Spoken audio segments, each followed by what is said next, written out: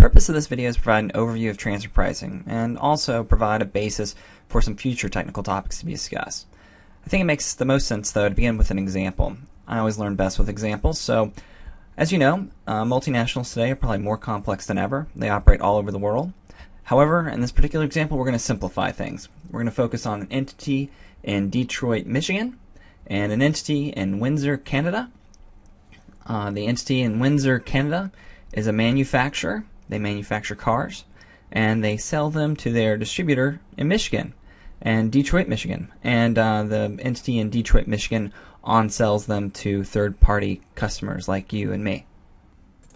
As much as I'd like to stick with the map here, we're going to have to actually dig into the financials of these two entities, so I'm going to hop over to an Excel spreadsheet. Here we have some assumptions about our two entities, and we have the financial statements, or at least the income statement for our entity in Windsor, Canada, the manufacturer, and our entity in Detroit, Michigan. Let me quickly go over some of the assumptions. In our example, we have units sold of 1,000 units.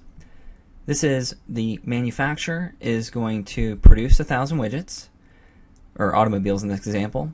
They're going to sell those 1,000 automobiles to the distributor, and the distributor is going to sell 1,000 automobiles to end customers, all in the same period. Our transfer price in this example, which would be the price that the manufacturer sells the cars to the distributor, is $143. And I realize that that may be a little bit low, but pretend that these numbers are in thousands, and so let's just pretend that it's actually $14,300 for a car. But for simplification purposes, we're just going to leave it at $143. Our end sales price is $185. That would be the price that the distributor is selling on to third-party customers like you and me interested in buying a car. And again, let's just pretend that it's in thousands, so this is $18,500. Finally, our cost of goods sold are $100,050, and these would be the costs that the manufacturer is incurring to gather and purchase the raw materials in order to build the cars. Now we're going to focus a little bit on the income statements. Let's start with our manufacturer.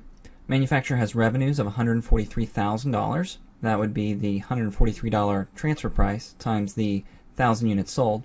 And note that that $143,000 is mirrored on the distributor's income statement in the cost of goods sold line item. We'll get to that in just a second.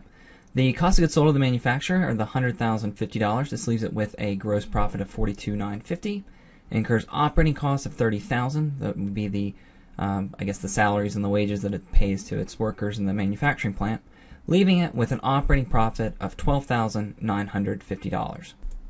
Now let's move on to the distributor.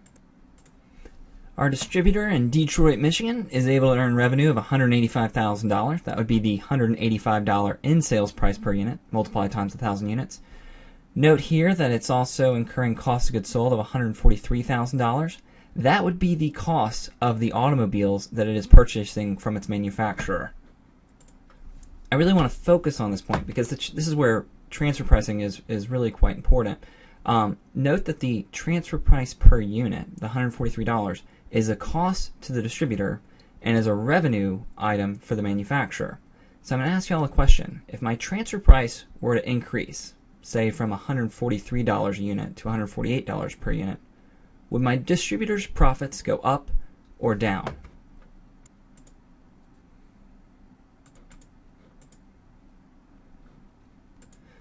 The correct answer is that the distributor's profits are going to go down, and we're going to show an example of that in just a minute. But continuing on with the income statement of the distributor, we have operating costs of $30,000, leaving it with the distributor's operating profit of $12,000. And just to throw a little accounting into the mix, I'm also going to briefly talk about the consolidated numbers. The consolidated numbers eliminate the intercompany pricing, and so the consolidated revenues are $185,000. That would be the final prices that the distributor is able to sell automobiles for to end users. The cost of goods sold is going to be carried over from the cost of goods sold of the manufacturer. Those are the third-party prices. You can see that the intercompany price, the $143,000, has basically been eliminated from the consolidated numbers. The $60,000 in operating costs of the consolidated entity is the $30,000 in operating costs from the manufacturer and the $30,000 from the distributor. And finally, that leaves us with consolidated operating profits of $24,950. Now let's look at what happens when we begin tweaking some of these numbers.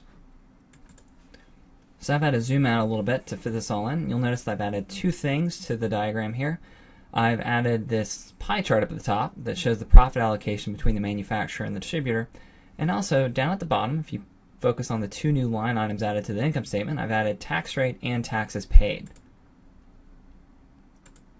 These are just for example purposes, but you'll see that I've given the manufacturer in Windsor, Canada, a tax rate of 5%. I know Canada's tax rate is actually higher than that, but for purposes of this example, let's just pretend that it's 5%. And the distributor has a tax rate of 35%. Remember, our distributor is in Detroit, Michigan, and so it's assuming that the U.S. tax rate is 35%, which is probably pretty close.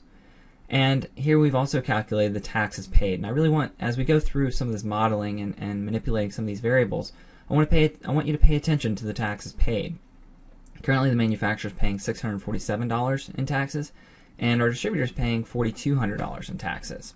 Now let's start going back to the question that I asked earlier. What happens when I increase the transfer price from $143 per unit, or per automobile, to $148? So I'm going to do that really quickly and look at the distributor's cost of goods sold here and look at the manufacturer's revenue. I just increased the transfer price from $143 to $148, and you can see where the cost of goods sold of the distributor, in other words, the cost that it's incurring to buy an automobile from a manufacturer, has increased from $143,000 to $148,000. At the same time, its operating profit, because it's incurring more cost of goods sold, has then declined to $7,000, leaving it with less money in the United States and therefore being taxed at, the taxes paid on the distributor are going down, whereas the taxes paid on the manufacturer, because its revenues are increasing and its operating profits going up, are the taxes paid on the manufacturer side are going up. Note that the consolidated taxes paid, the overall, the total taxes that it owes and pays, has gone down because it's shifting more profit from a high tax jurisdiction to a low tax jurisdiction simply by manipulating the transfer price. Also note that the overall operating profit of the entity has not changed. It's still $24,950. Likewise, if I begin decreasing the transfer price